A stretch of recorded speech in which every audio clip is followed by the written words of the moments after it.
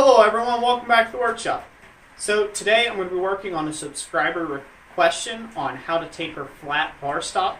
I'm going to be doing two different types of tapers. I'm going to be doing an asymmetrical taper, and then I will be doing a symmetrical taper on flat bar stock. I hope you guys enjoy this video, and we'll catch you on the other side. Okay everyone, so we're here at the forge.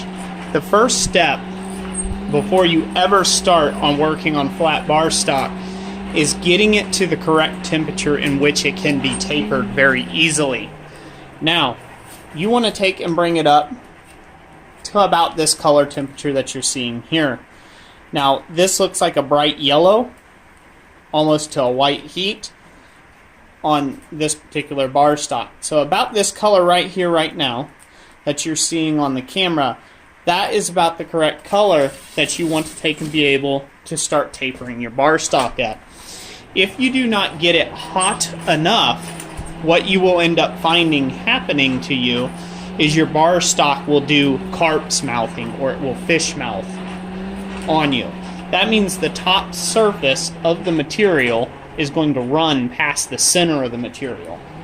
Because ultimately when you're tapering flat bar stock, you are compressing. You're compressing it. And so it's an upset. And when we do upsetting, we need it at a high enough or at its highest possible temperature in order for the upsetting to go nice and smooth and even. So I'm going to go ahead and get into the techniques now over at the anvil. Make sure your piece is at least a bright yellow in color temperature before you start. Okay, this first taper we're going to work on is an asymmetrical taper. That means it's coming from one side. We're going to hit it a few hits, and you're going to see how it swells out. And we're just going to dress that swell. And then keep working it,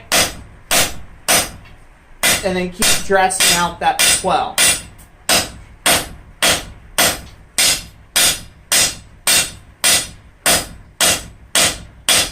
Working progressively down the bar stock as you go.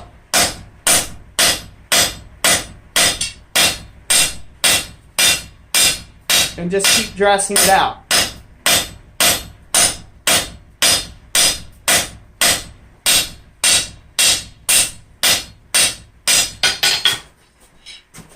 So as you can see, just like that. Now you can see the material thickness growth there. That's what you would just dress back out to your original thickness. Now, the hammer is coming down at the tangent in which you want your taper to be. So if you want it to be sharper, your hammer has to come down sharper on the piece, in this case, for an asymmetrical taper. If you want it to be shallower, you reduce the angle of your hammer as it's coming down, and it will produce a shallower and longer taper. So that is how we produce an asymmetrical taper. Now, we're going to work on something that's a lot more difficult, which is a symmetrical taper, and I'll show you the trick for doing that.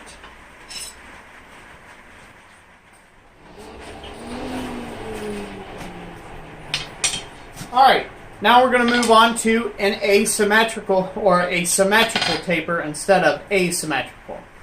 This is going to be produced by lifting the bar to the angle and degree and doubling that cross section with the hammer that you're wanting it to taper. Now I do a hit turn method. I find that this helps avoid getting any sort of carp's mouth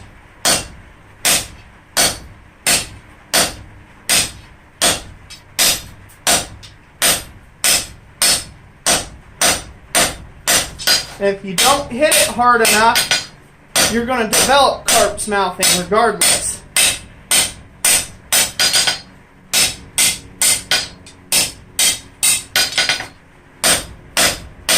Or if you hit it too cold, you will develop carp's mouthing.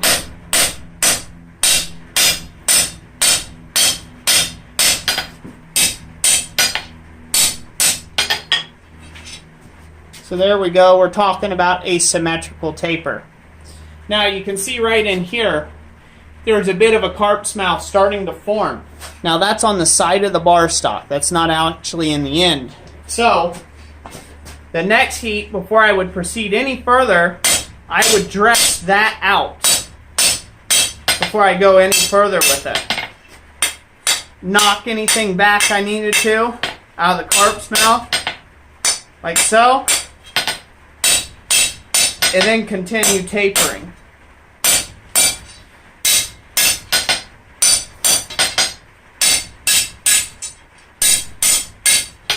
The reason why you get the carp's mouth in the piece is because these two surfaces act independently of the middle in each other. So all your energy is being absorbed in the top movement of the steel. So as it's being absorbed, if you're not swinging and hitting through the piece with a hard enough hit, the middle doesn't move and the outsides move. And that's one of the reasons why carp's mouths start to form.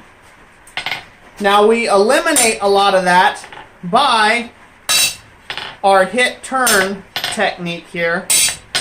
Okay? We eliminate a lot of that carp's mouthing. Because if you'll notice, if you just heat and hammer on just one side, that side runs faster than the side that's on the anvil.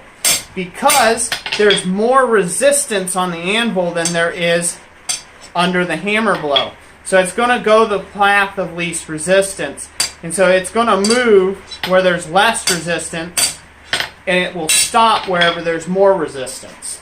So I'll go ahead and heat this up. I'll dress that little carp's mouth, and I will finish this out.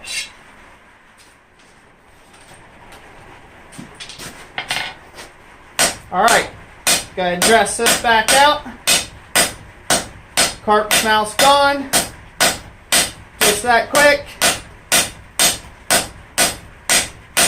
And that is how you create a symmetrical taper on a piece of flat stock. Now if you notice that your symmetrics is a little bit off, as sometimes happens, whichever side is off, so it's running downhill here, you set that side down and hammer it on the other side and give it a bump. And that should even up your symmetricalness.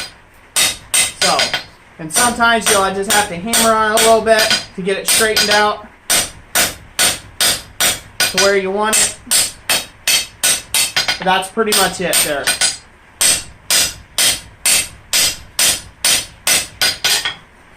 So there's your there's your symmetrical taper. I keep calling it asymmetrical, it is not.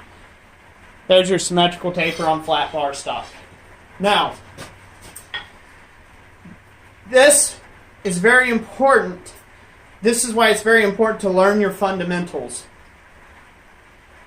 Learn how to do tapering, learn it on several different stocks, sizes, shapes, things of that nature, and experiment with it and practice with it. It will really help you in your smithing ability and be able to obtain the things that you want to do. And you will also find that certain methods of work won't work as well for you as others when you start taking into consideration what it is that you're trying to do. And so it's okay to change or be a style gypsy and switch around from different people's methods to try out new stuff, to find out what is going to be the most efficient for your particular application.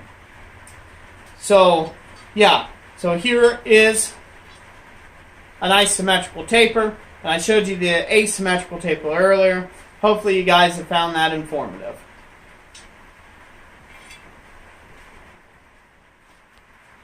Okay everyone, that's it for this video. I hope you guys found that informative.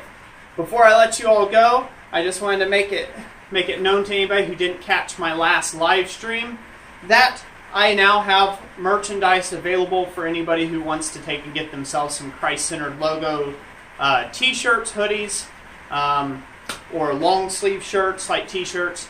I do have those at teespring.com, so the way that you will find that, and I'll put a link in the description to it down below, but it is www.teespring.com/Christ-Centered Ironworks, and you guys can take and pick yourself up some merchandise there if you want to take and support the channel in that way, and we greatly appreciate it. So thank you all for watching this video. I hope it helped you. Let me know what you thought of it in the comments section down below, and like always, God bless you, have a great week, and we'll catch you on the next one.